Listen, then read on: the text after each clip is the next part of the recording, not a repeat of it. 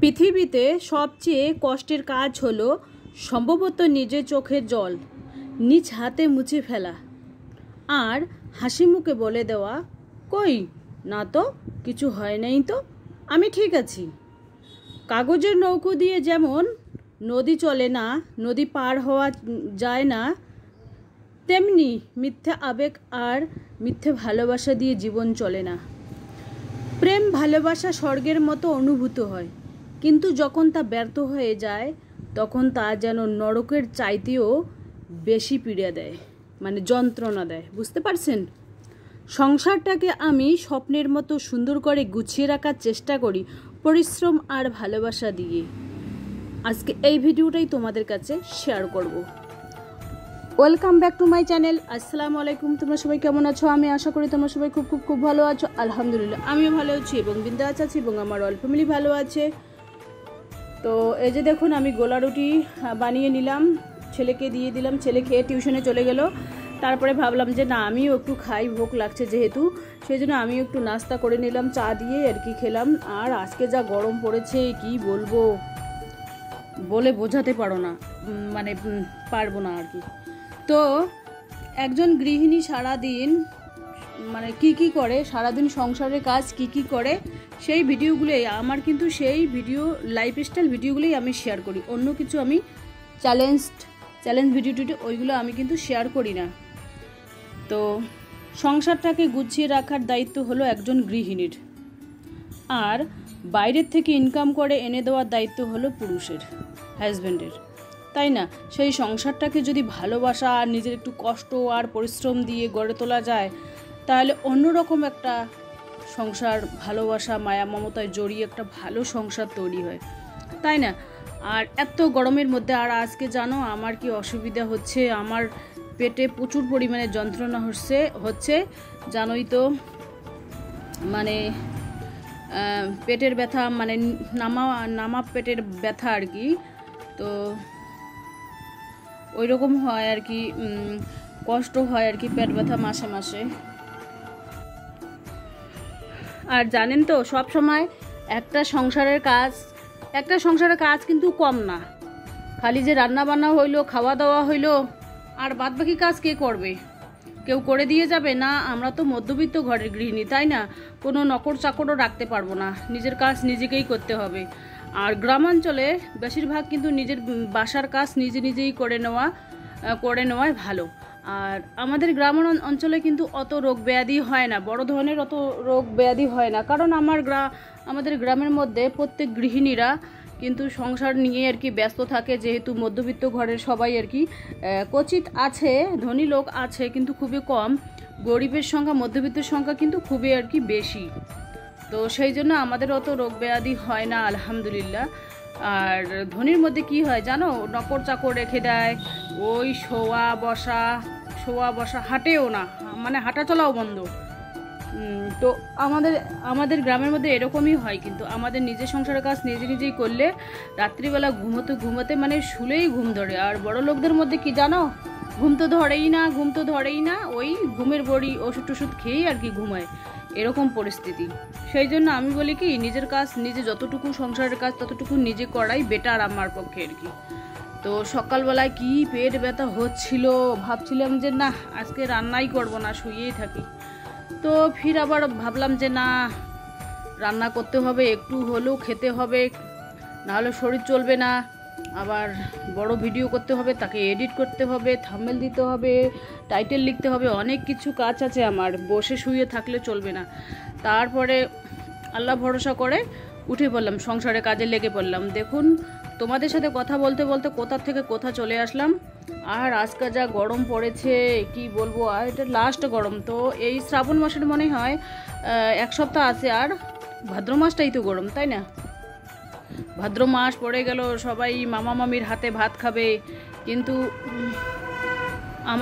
আমাদের মধ্যে খুব কমই হয় আর কি। ভাদ্র মাসে যে মামা মামির হাতে ভাত খাওয়াটা খুব কমই হয়, কিন্তু হিন্দুদের মধ্যে খুবই হয় আর কি। এই ভাদ্র মাসে ভাত খাওয়াটা কিন্তু খুবই প্রচলিত আমাদের গ্রাম অঞ্চলে, কিন্তু সব জায়গায় আর কি।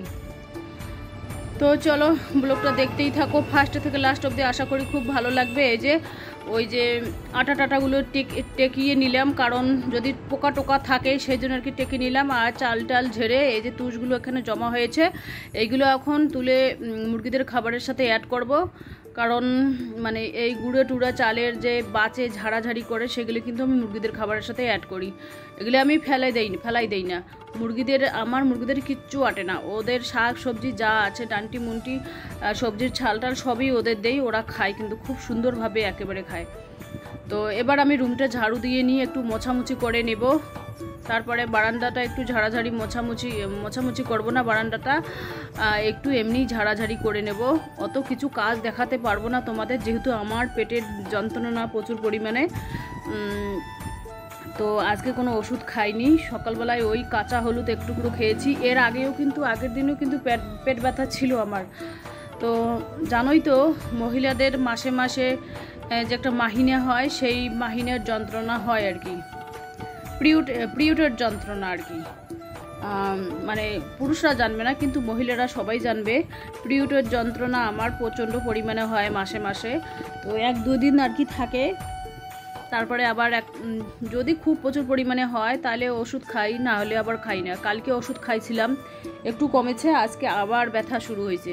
তো এবার আমি বারান্দাটা ঝাড়াঝাড়ি করে নিলাম, এবার আমি ঝাড়ু দিয়ে নেব, পরিষ্কার করে নেব। তো আজকে রান্না করব কি জানো, ডাল করব, ডিম ভাজা করব, আর কাঁঠালের বিচি আর কি ভেজে একটু ভর্তা বানিয়ে নেব। তাই দিয়ে সকালেরও হয়ে যাবে, দুপুরেরও হয়ে যাবে। বাবা এত গরমের মধ্যে আমি আর 3 বেলা তো আমি রান্না করিই না কোনো দিনও, ওই 2 বেলা রান্না করি। সকালবেলা যদি রান্না করি সকালে, আর দুপুরে হয়ে যায়, আর রাতেরটা রাতে দেখা যায়।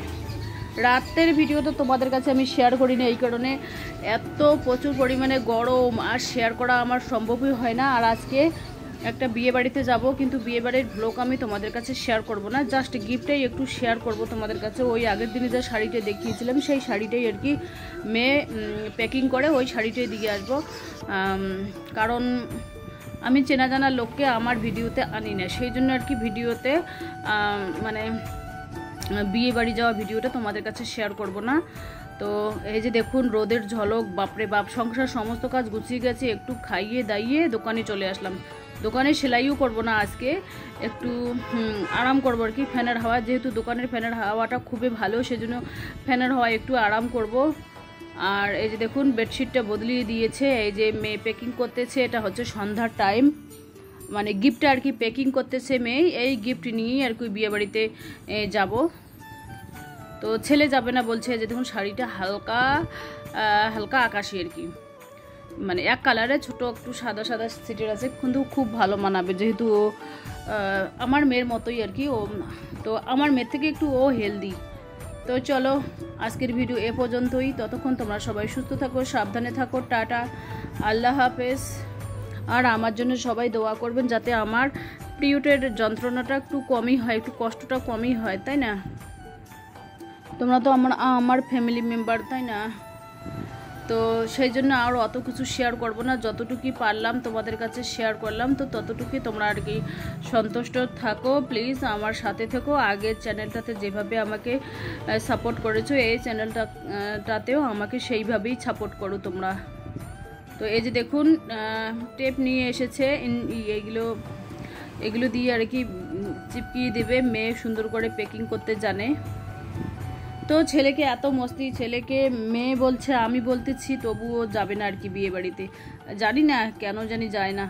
বলছে কি আমার তো প্যান্ট নেই, শার্ট আছে প্যান্ট নেই। আমি বলি কি প্যান্ট নেই, এখানে বন্ধুদের সাথে ঘুরতে যাওয়া প্যান্ট শার্ট প্যান্ট সবই আছে, কিন্তু ছেলে মেয়ে, আমার ছেলে মেয়ে না, যদি কোনো বিয়ে বাড়ি অনুষ্ঠান, কোনো কারো দাওয়াত বাড়িতে যেতে হয়, ওরা দুজনে যেতেই চায় না, কেন জানি আমার ভালোই লাগে না একা একা যেতে। তো ওদেরকে বলি চলো যাই। তো চলো, টাটা, আল্লাহ হাফেজ।